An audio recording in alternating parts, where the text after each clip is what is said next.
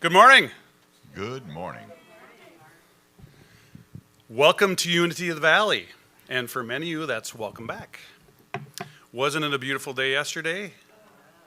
The thing somebody brought up to me at the beach was the other beautiful thing about this time of year, no bugs, right? How awesome was that? I am Mark Sowold, and I am honored and I'm humbled to be your platform leader on this momentous day of reopening. We've been conducting our services on Zoom for more than a year because of the pandemic. And while we greatly appreciate that we are able to continue online, it's great to be back in our beautiful center. We are home again. So please join me and our good friend, Rich Miller, in our opening song, Feel the Love of God. The words are on the monitor. Thank you, Mark. All right, so often you've heard me say that many of you know this song, and let me remind you how it goes. But actually, none of you know this song because I just wrote it this week. So, as Mark said, it's called Feel the Love of God. It's all about the light of God, the Word of God, and the love of God.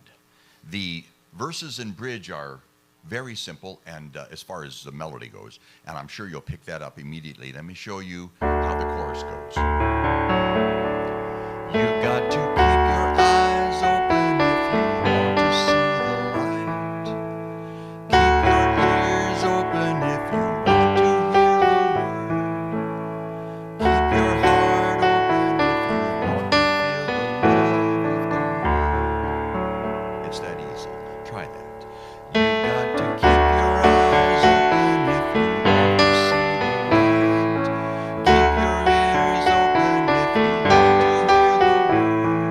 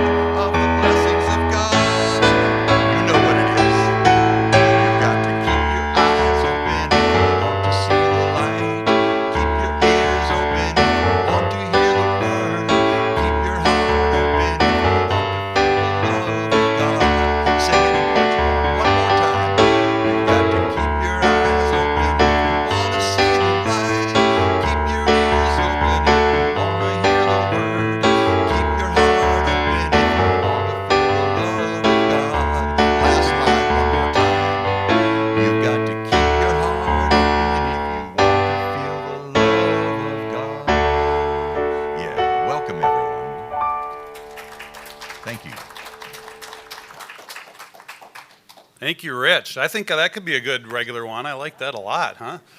Thanks again, Rich. Of course. We appreciate your long-standing association with us, and we're grateful you could be here on this reopening day to providing our uplifting music. Thanks, Rich. Wow, see.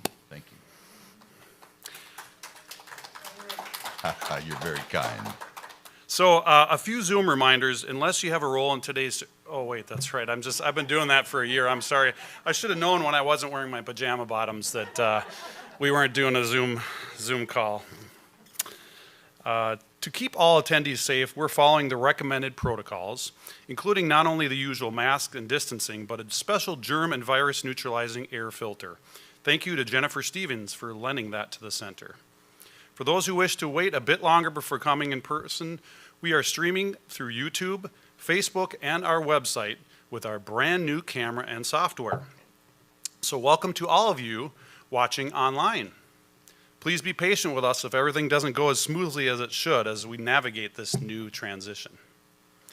Little fun fact for you guys, koi fish, they always travel in groups. I don't know if you know why that is, but the reason is because they travel in groups of 4. And while the A koi, the B koi, and the C koi escape, the predator will always go after the decoy. So just a little helpful fun fact for you. So we are also most grateful to our guest speaker today, Reverend Barbara Winter Martin. She and her husband, Stephen, is it Stephen or Stefan? I'm sorry. Stephen, drove down from Sartell near St. Cloud to help us celebrate our reopening. Reverend Barbara is a longtime Unity Truth student and has a master's degree in transpersonal psychology with a concentration in spiritual practices. She enjoys weaving together psychology and spirituality to facilitate healing and personal growth. She's retiring as minister of Unity of Central Minnesota and later as interim minister at Unity North. She continues to guest speak and work with individuals in her private consulting and healing practice. In her message today, Living the Life of a Mystic, Reverend Barbara will explore our soul's yearning to commute with Spirit. We look forward to that later in the service. Welcome, Barbara.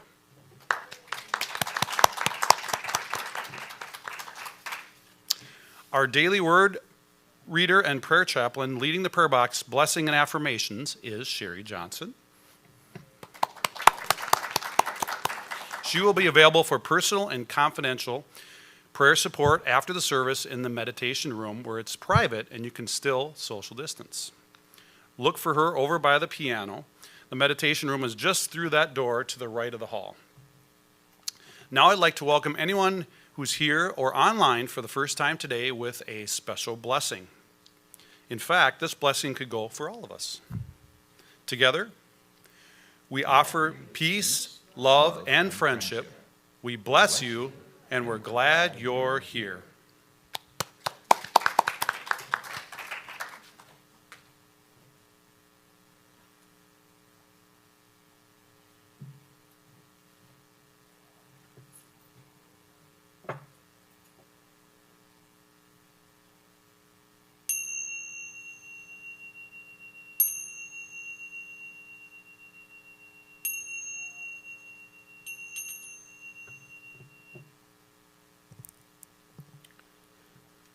We will move, oh, I guess I can take this off now for a little bit, huh? We will move further into spirit with the daily word. The daily word for today is grace. The grace of God is alive in me.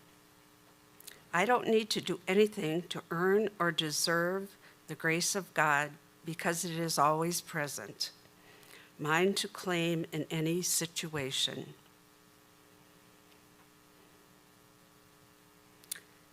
In my awareness, as soon as I move beyond the limits of my human understanding, I let go and let the peace, love, wisdom, and strength of God fill me, lift me, and guide me. In both the challenging and the ordinary moments of life, the grace I give and the grace I receive keep the awareness of God in my heart. During a tough conversation, a thought comes to mind that helps reestablish harmony. As I mull an important decision, a fresh insight clarifies my thinking. Feeling overwhelmed by my to-do list, I feel renewed energy and move forward with strength and enthusiasm. In these moments and more, I discover grace anew. The Bible verse for today is, from his fullness we have all received grace upon grace. John 1:16. The word for today is grace. And now I will take my other hat on and be the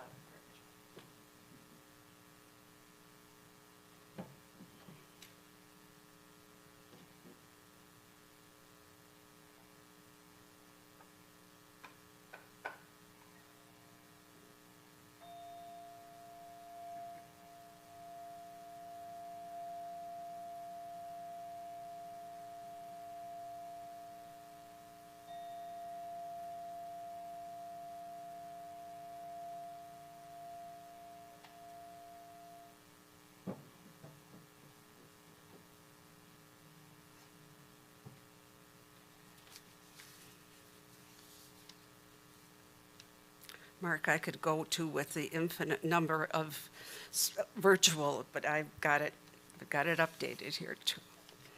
So let's bring our attention to the prayer box. I invite you to silently add your own name and the names of anyone in your heart or on your mind who may need prayer support. We know that the truth behind all appearance of disharmony is divine and perfect presence of the infinite, which we call God. We call forth within all people the wisdom and strength, the love and peace, the wholeness and vitality of this perfect presence. We affirm that the requests in our prayer box and in our hearts and on our minds are being resolved in divine timing for the highest good of all concerned. We send love and light not only to these people and circumstances, but to our community, our country, and our world. May the love of God enfold us. May the peace of God uphold us. May the wisdom of God inspire us and help us to know in our hearts that all is well. And so it is. Now, if you would join me for the affirmation for the day. I am awake to my deep inner sense of life and my unity with everything. And now the affirmation for our beloved center. We give thanks that Unity of the Valley is a prosperous, thriving, inspired, connected community. We are growing spiritually and manifesting our dreams and goals in an energy of love, peace, and joy. And so it is. Let us prepare for meditation.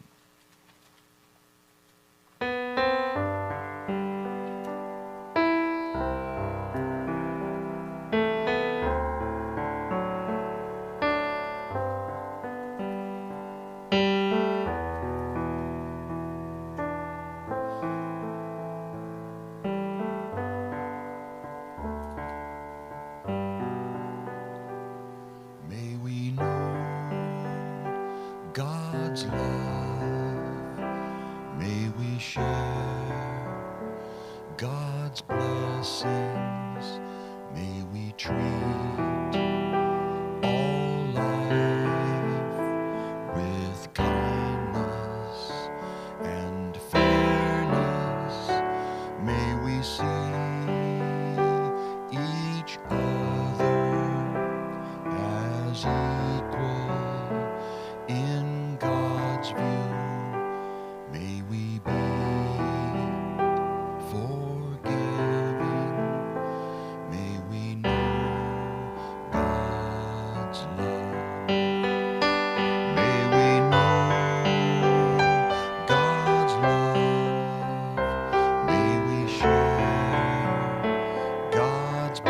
blessings may we treat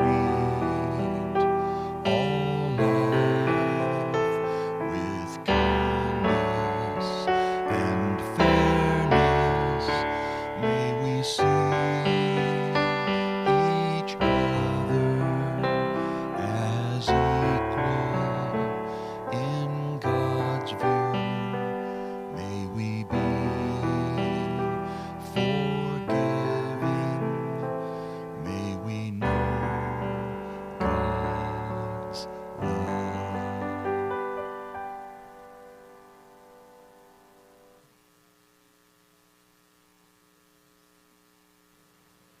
Take a few gentle breaths. And if you haven't done so already, I invite you to gently close your eyes. And as you continue to gently breathe, know that this is the perfect place for you to be. Right here, right now, having this experience. And I'm going to use the metaphor of a still forest pond to take us to a mystical place of stillness. I invite you to relax and continue to breathe gently, deeply. In our forest pond, there are 5 levels. You are going to be slowly dropping a pebble down into the pond and watching it descend the 5 levels. So now to begin, in your mind's eye, drop your pebble and see it touching the surface of the pond. On the surface of the pond, it is not very still. On the surface, there are all sorts of disturbances. The water is churned up by the wind, pelted by the rain, frozen by cold temperatures, thawed by warm temperatures. Leaves and dirt litter the surface. All these disturbances to the pond are visible at this level. The surface of your mind is also where all the activity, all the disturbances exist. We might call this level the chatter level. At this level, 60,000 thoughts per day breeze across our minds. The chatter is about finances, deadlines, health, children, parents, appointments, shopping lists, retirement, vacation choices, world unrest, conflict at work, relationships, and last night's dinner. The thoughts are endless. And of course, this is where the ego lives with all its hurts and upsets and judgments. Just because the surface is being whipped around in with mad activity, it doesn't mean that all that activity is going on below the surface. So let your pebble drop down just below the surface now. Just below the surface, disturbances have very little impact. The storm may still be above, but its presence is not felt in the same way here as it was when you were right in the middle of it. Likewise, when you go below the surface of your mind, you leave the egoic chatter behind. Here, the constant entering and exiting of thoughts is replaced with a different kind of thinking. You have more control of the thinking process, though you are still a ways from the silence of the deep. But here your thinking is more focused. As you sit still, you may find that your thoughts are now on analyzing those silent comments you make as you assess your progress or lack of it, others' progress or lack of it, even as you proceed with this meditative process. Now see the pebble falling through this level and leaving your analyzing mind behind. The pebble is now well below the surface of your mind. Feel the chatter lessening as well as the need to analyze everything. Allow your mind to see the flow of how things are all connected and held together. At this level, begin to experience more of your spiritual nature. At this level, deep below the surface, accept that people are unique, and then you may not understand how and why everyone behaves the way they do, including yourself. Here there is no need to analyze. It's much more rewarding to just surrender to the flow. Feel the flow of acceptance followed by gratitude. And as you surrender to the flow, the pebble drops even deeper. You are now getting to the place where you are actually experiencing the shutting down of dialogue. In this space, thoughts begin to disappear as you sink into pure awareness. Notice the silence of awareness as fewer thoughts swim through. As your mind becomes quieter, you might notice joy beginning to sparkle. You might begin to experience the presence of Godness. And yet there is still one more level to which your pebble is going to drop. This is the final resting place for your pebble. This place is beyond mere quieting of the mind. Here is the place within where you empty your mind of all thoughts and you experience the stillness. This place is very hard to describe in words. Here, rather than focusing on any thought, put your inner awareness on the space that exists between the thoughts. It is the field of all possibilities. There are no distractions here. No separation, only consciousness. You are awake to your oneness, pure consciousness merged into one.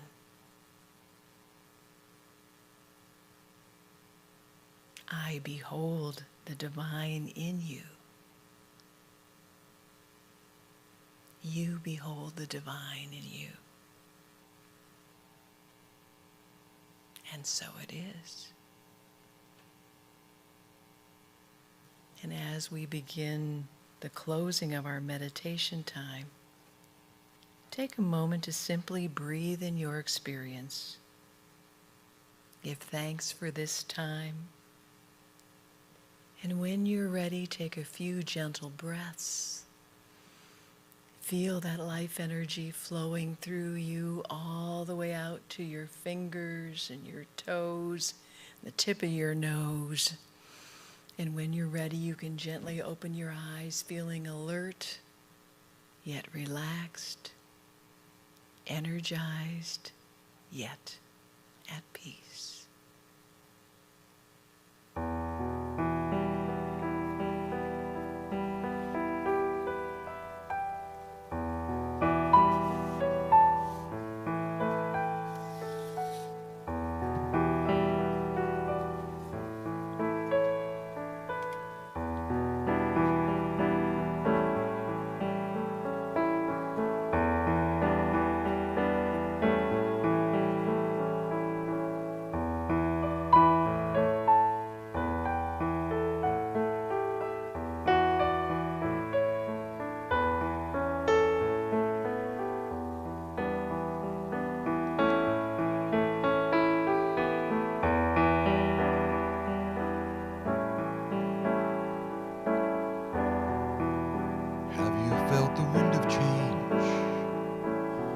Is always blowing. Have you heard the song of soul that is always calling? Well, they come from the one who believes in you, the fountain of love that is pure and true. They come from the one who is with you always.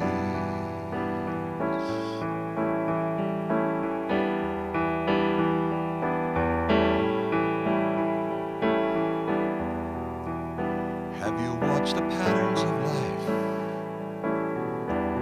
that are always changing?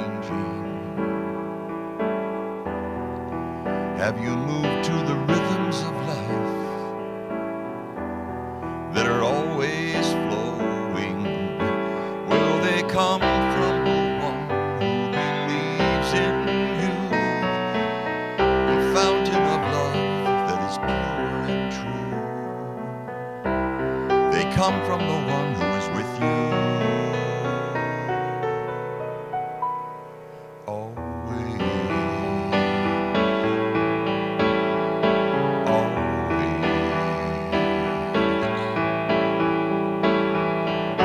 Always there to help you, there to guide you back home. Always there to be with you, so you're never alone. Always.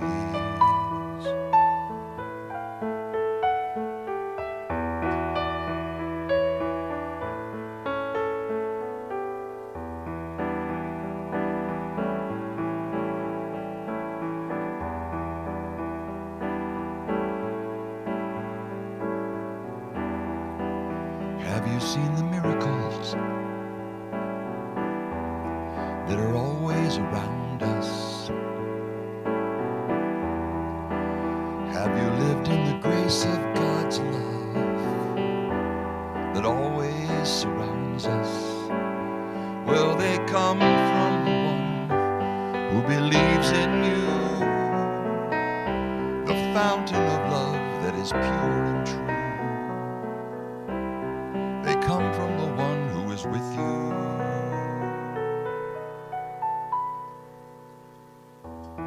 always. Always.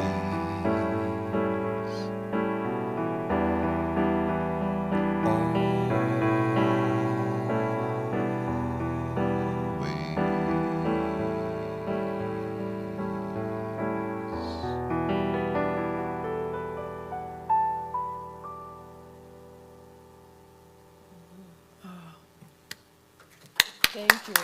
Thank you. Oh, that was beautiful. Thank you. Oh, I must tell you, this is very exciting. I have not been around these many live people in a year, and you guys are beautiful. You just are beautiful. This is so fun. Oh, yay! And I want to.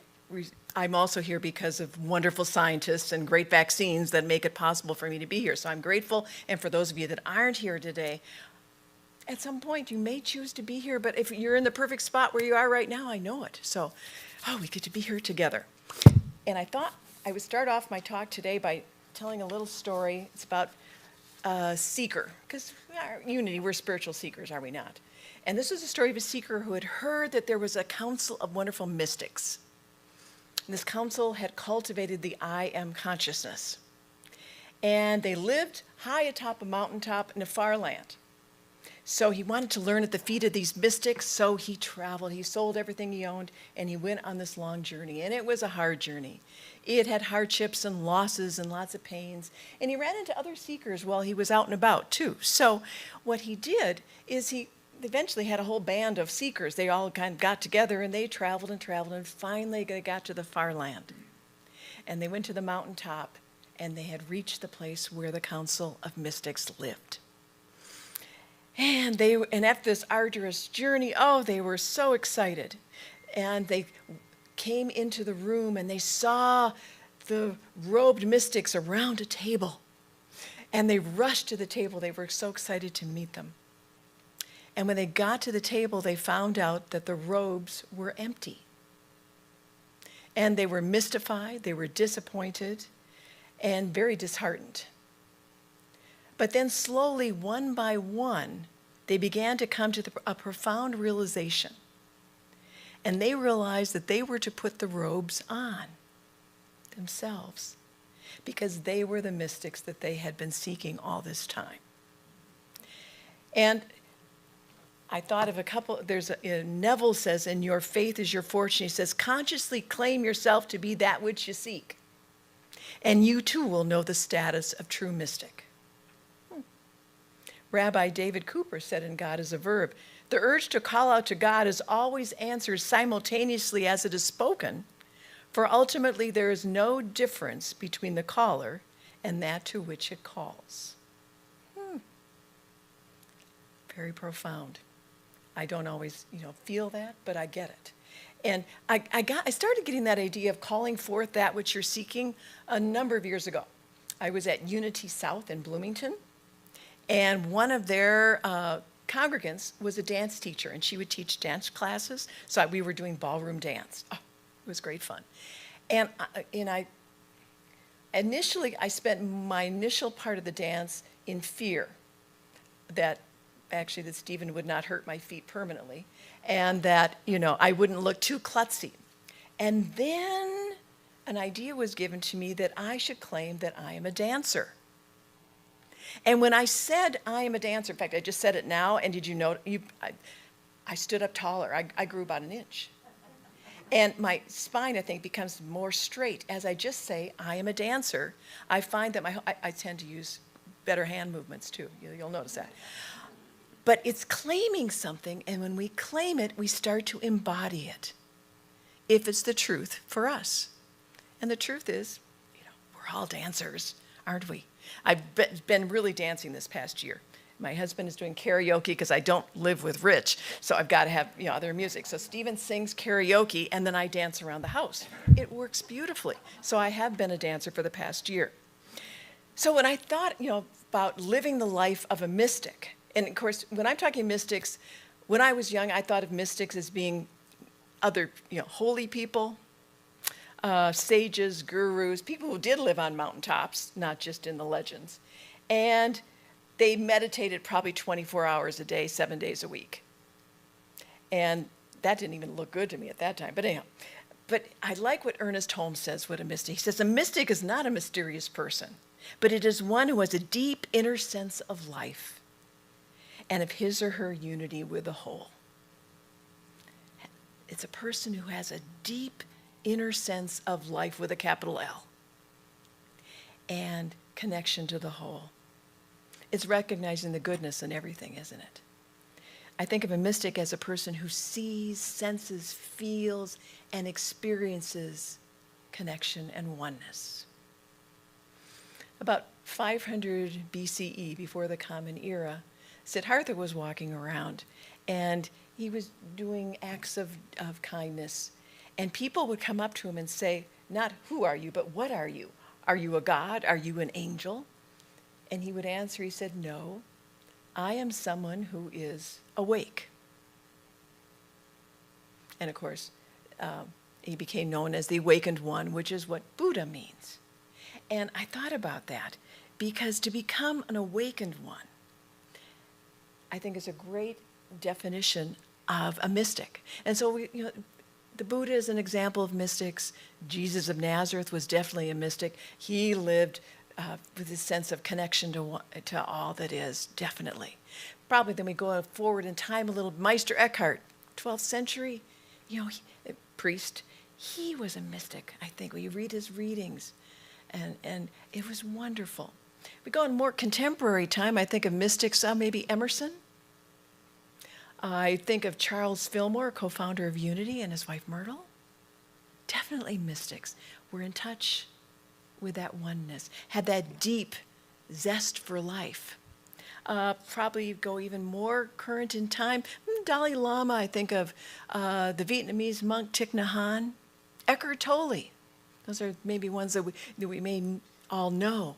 And there's so many more that, because they don't make a lot of noise, we don't know about. Because being a mystic is about having that deep sense, not the loud sense necessarily. So what's keeping us from living the life of a mystic?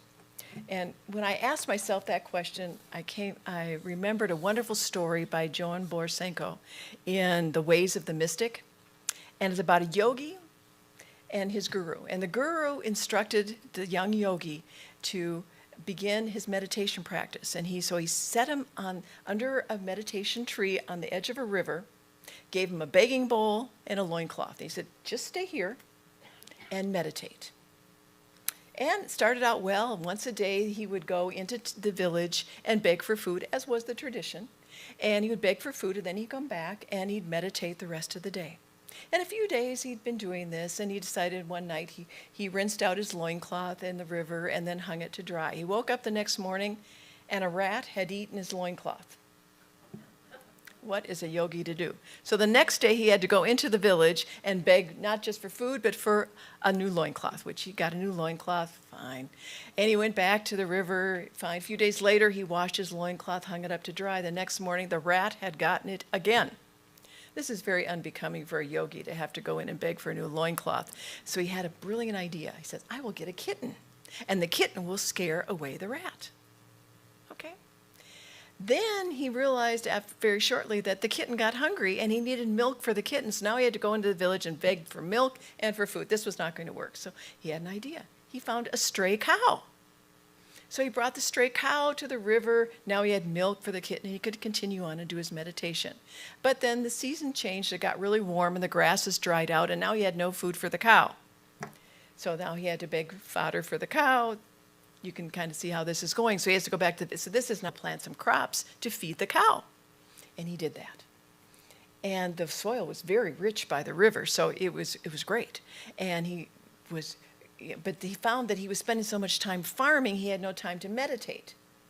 And this was not going to work for a yogi, so he decided what he'd have to do was hire some laborers. So he hired some laborers then to tend his field so he could take care of the cow that could, create the milk that could feed the kitty that then would keep the rat away. The thing is, he then realized his laborers need supervision, so he had a brilliant idea, get a wife. Always a good idea, period. But anyway, so he got a wife. But now this wife, for some strange reason, did not want to live under a tree by the river. So he had to build her a house. And then he had to build a bigger house because she became pregnant. And so very shortly on, anyways, this young yogi became fat and wealthy. And as time went by, he was resting under the tree by the river, and back came his guru.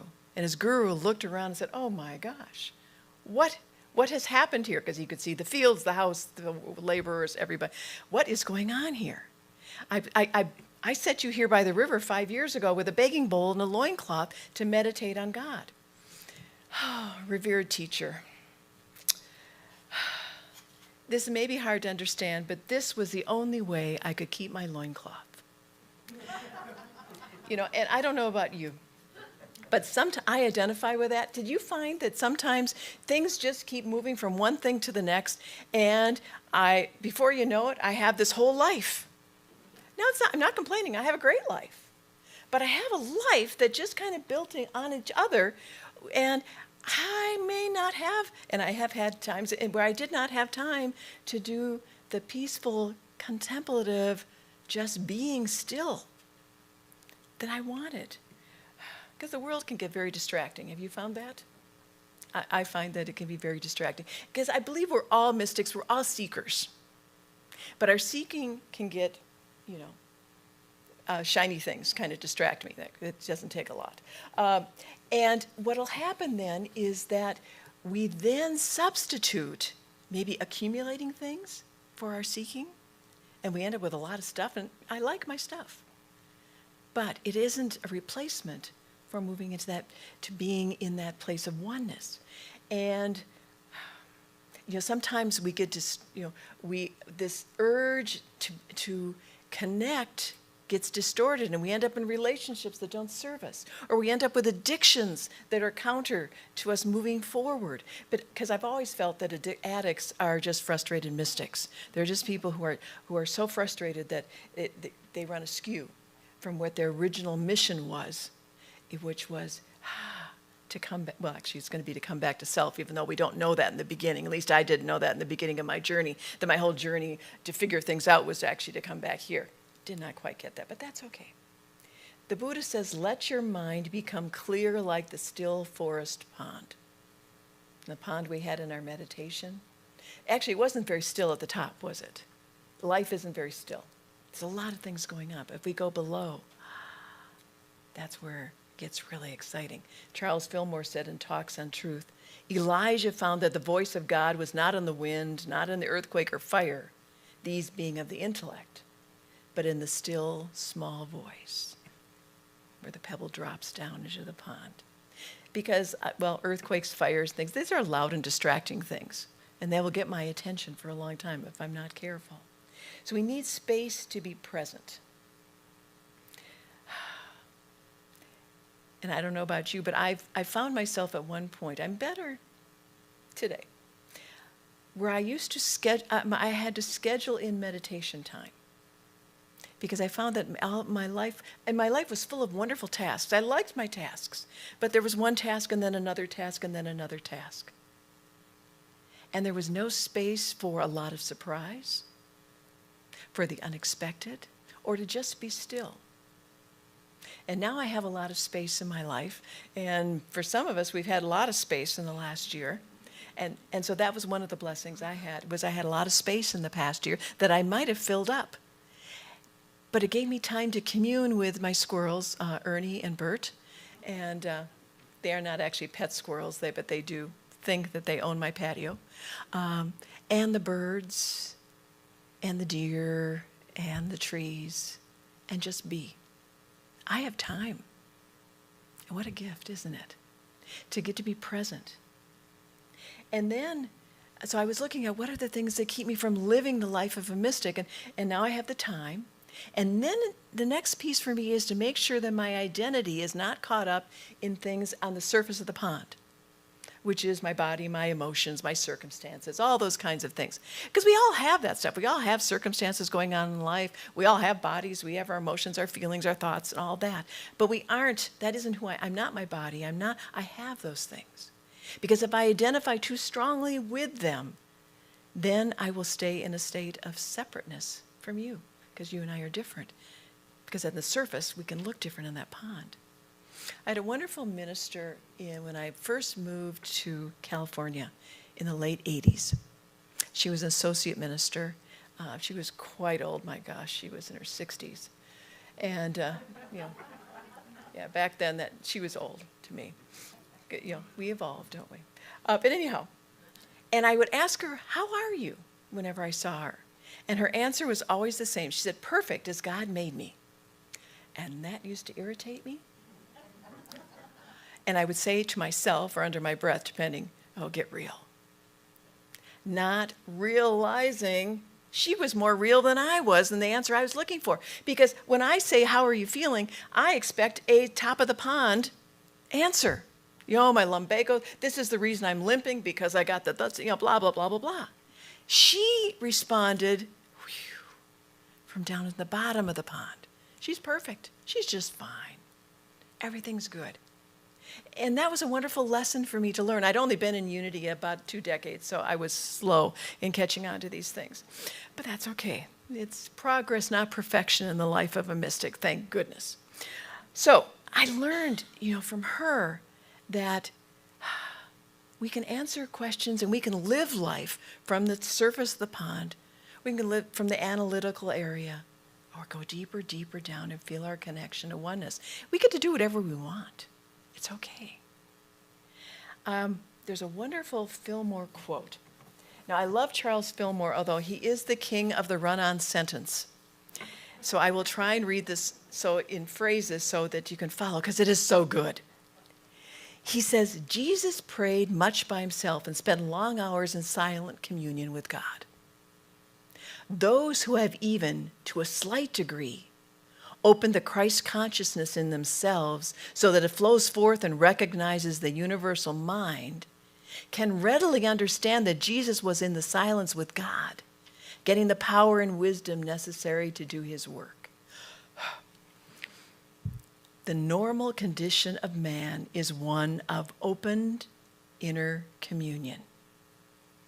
The normal condition of man is one of opened inner communion, such as was enjoyed by Jesus, a condition in which he can say of every thought and word, the word which ye hear is not mine, but the Father's who sent me.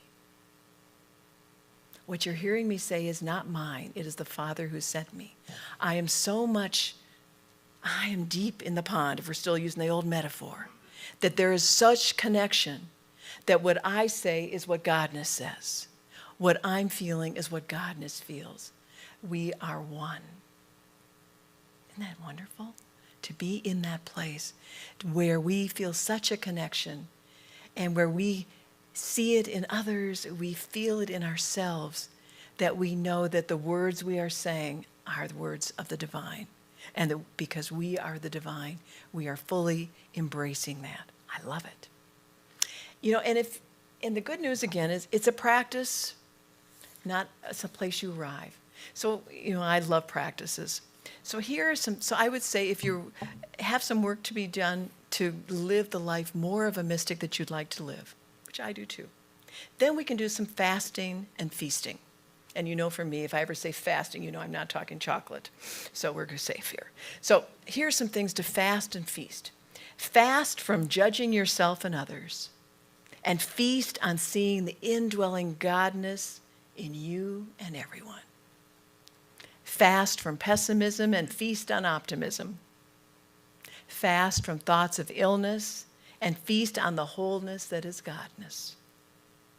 Fast from words that pollute and feast on phrases that purify. Fast from anger, feast on understanding. Fast from worry, feast on positive affirmations. Fast from complaining, feast on appreciation. Fast from hostility and feast on non-resistance. Fast from bitterness and feast on forgiveness.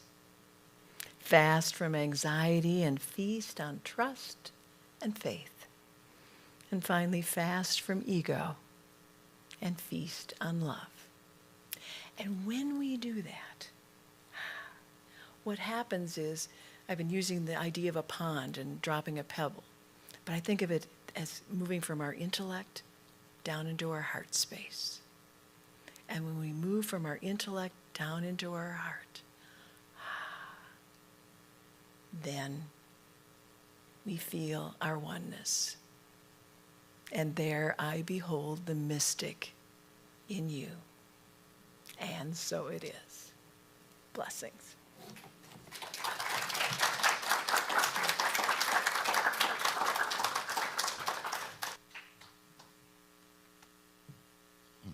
Thank you, Barbara. There are so many takeaways in there for me. But I really like the idea of, especially as it relates to the song I'm about to do, the conscious choice of where one puts one's attention. Fasting and feasting. I choose not to put my attention on the anger and put my attention on love, or not to put my attention on judging others, but to put my attention on forgiving. And I don't remember the opposite that you had for judgment, but it's all those things about respect for oneself. And it's the conscious choice, like you were talking about at the very beginning when you said, I am a dancer. It's claiming our spirituality. That's an individual effort that we can all make. And this song is titled, Your World, Your Universe. Look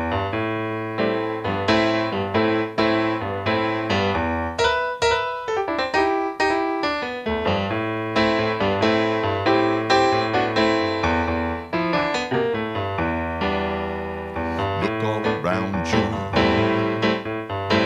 What do you see? Do you see only problems or opportunity? It's the simplest of questions we face every day.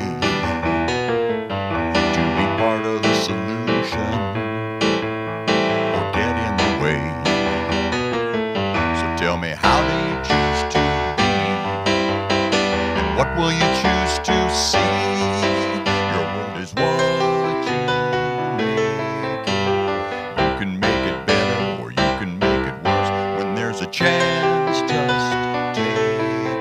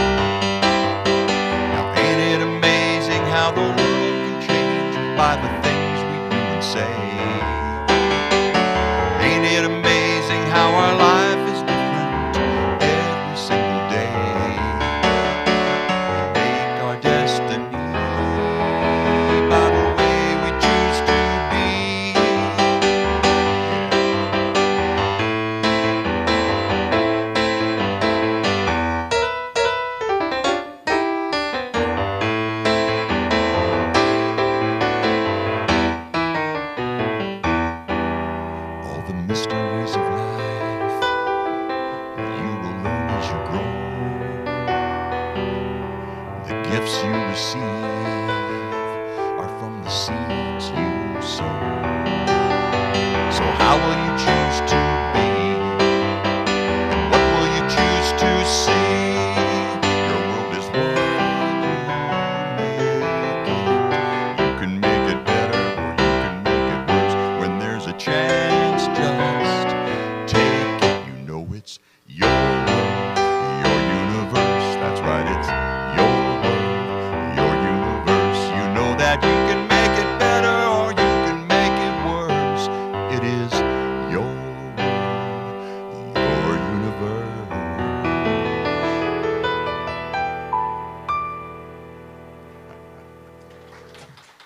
Thank you.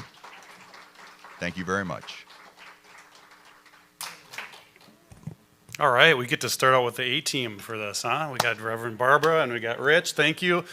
As I always say about Rich, he gives us that music that you got to listen to the words. There's lots of meaning behind it, but today is another good example. He mixes it up with a little bit of soft stuff, a little bit of, funky stuff. So thank you, as always, Rich. And Reverend Barbara, let's go through my notes here. Got a lot of stuff. Great analogies and lessons. I love the pond analogy, and I don't know if I was the only one thinking through all that, meditating, and there was a koi in my pond. I'm not sure why that was, but maybe that's just me. But the mystic and seeker, trying to understand that, claim yourself, that to which you seek. And I am funny. I am funny. See, I just keep claiming I am funny. I can claim that. You doubters out there. But also, feeling that connection to oneness, letting your mind become clear like the still forest pond. Those are a couple things that resonated with me. I got to constantly get better at that. My wife does much better than I am, so I'm always working at that stuff. So thank you. Thank you so much. We now have the opportunity to give our love offering from our hearts, knowing that as we give, we receive. Giving is a sacred act, a form of prayer, and an action that aligns us with spiritual law, strengthening our connection to God. We invite you to give in full awareness that the act of giving is an opportunity to develop and demonstrate greater trust in God as the ultimate source of all good. Our giving not only supports this community, but our own spiritual growth. Many of you give through regular electronic payments, which we appreciate because it helps us budget. Some give via our website donate button, others mail in checks, and now that some of us are back in the center, we have the option to donate in person. If and however you're led to donate, your tithe or love offering is gratefully received to help us maintain our spiritual community. Let's read our love offering affirmation. Divine love flowing through me blesses and multiplies all that I give, all that I receive, and all that I am.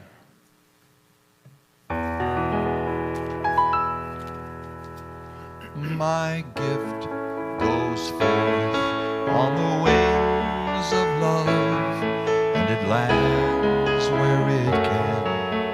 Heal and bless, it returns to me, multiplied 1,000-fold as the universe says yes, yes, as the universe says yes.